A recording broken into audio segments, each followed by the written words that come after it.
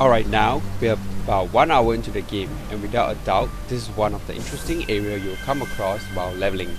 Up until OBT, there will be 3 worlds that we traverse to. This current area is known as the Dragon Forest. Next we have the desert and the Suwo Plains. I'll cover what to do as we travel the expanse of the Blade and Soul world. Coming back to the Dragon Forest, which is here, this area will provide you with your first set of hero Bope plates, weapons and costumes. Items are classified based on rarity from normal to legendary and differentiated by colors. As you can see here, purple colors signifies hero grade. So in the closed beta test, people usually drive by this place after completing some quest. It's not a place where people stay for long, but however, with this new economy system in place, this place is actually a mini gold mine. Well, okay, let's take a look at what we can do here. The first time when you enter this area, you will receive quests to kill some minor mobs. As you can see, which is around this area, these are all the minor mobs, and there's a wild boss known as the Chinese zombie, which will be located here. Okay, as you can see, the zombie has just died. Normally the icon will be around this area. So once you have defeated the boss, you will receive an essence.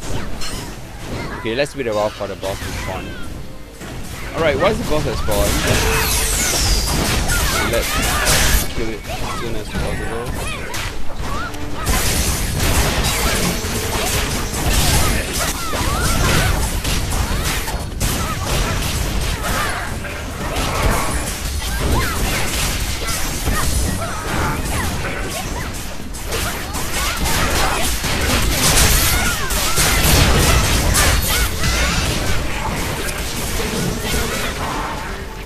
Okay, once the boss is defeated, you pick up this thing called the essence.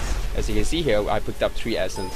The number of essence is determined by how much damage you do to the boss. So by 3, basically I think I did quite a good job. Okay, so once you get the essence, proceed up to this area.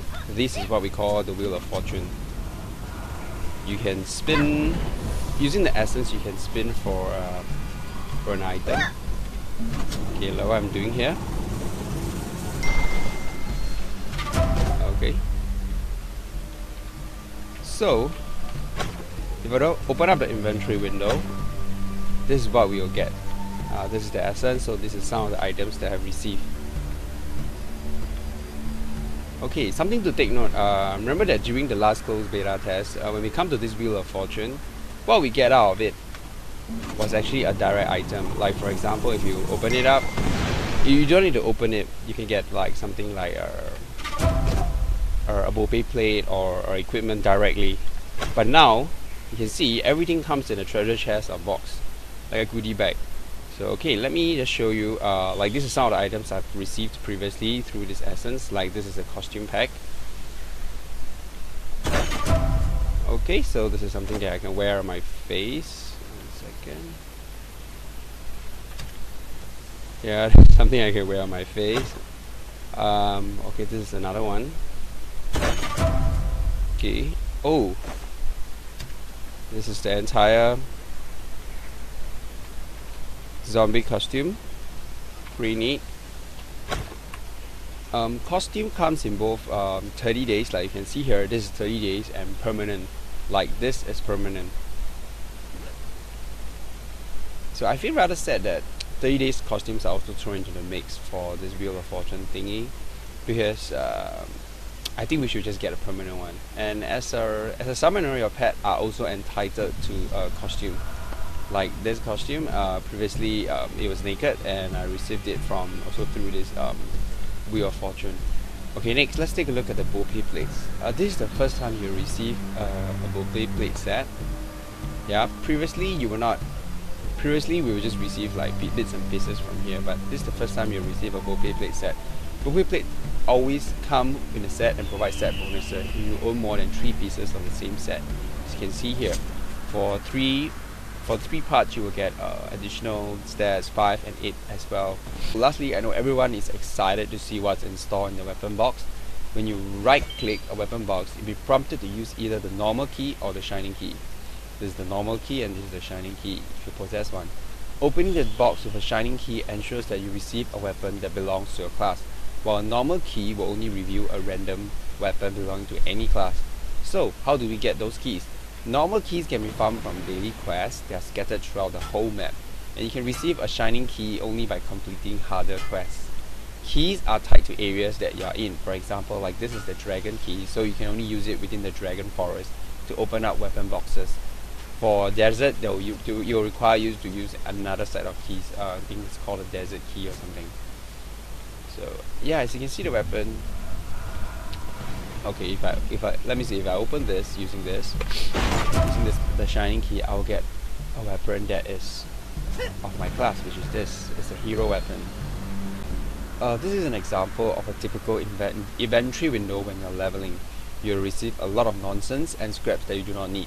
For useless items, you can simply sell your trash to the NPC for 1 copper.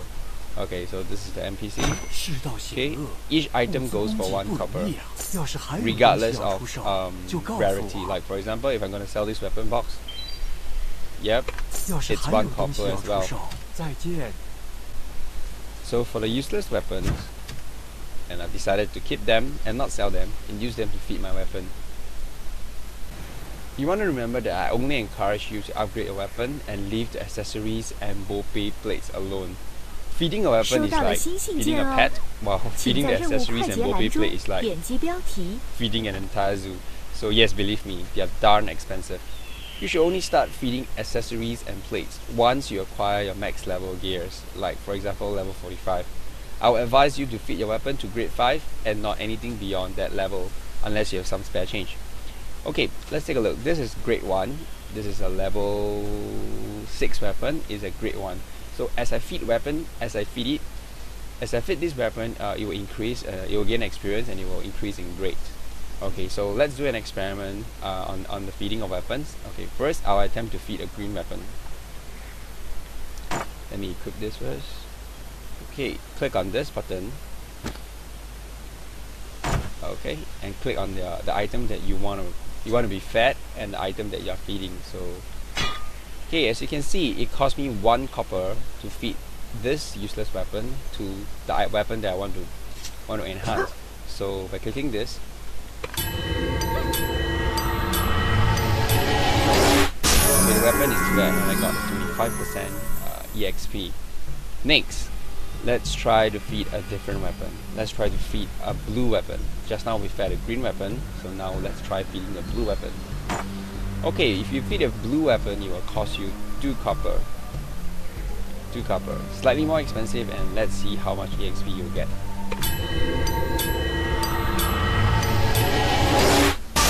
Okay, as you can see, it's the same. It's 25%.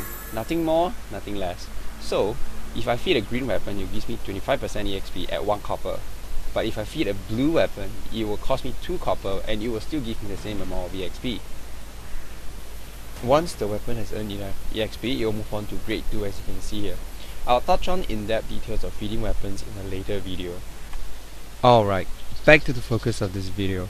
The reason why this place has become a very popular place for farming is because this wild boss in particular is very easy to kill. The wild boss will respawn every single minute, and with the number of players around, you can easily defeat it. Once you get the essence from the boss, you can spin the wheel of fortune like I did, and sell whatever loot you get to the NPC for 1 copper each, regardless of rarity. You can easily rake up a few silver before moving on to the next area. Therefore, once you have depleted your energy, pop by here for an easy, no-brainer farming experience, and maybe make a few friends while you're at it. With this, I wrap up this video, and do check out my blog at MMO Site for a more detailed written version. Well, that's all for today, and I'll see you guys later.